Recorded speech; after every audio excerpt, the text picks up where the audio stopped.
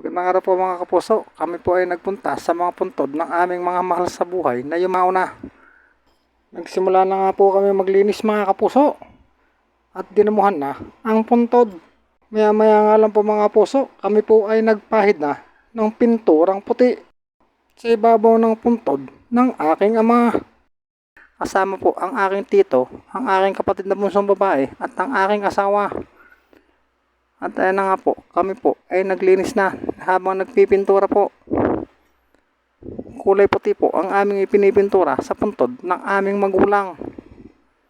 At nilagyan na nga rin po ng kulay gintong pintura ang kanilang mga pangalan.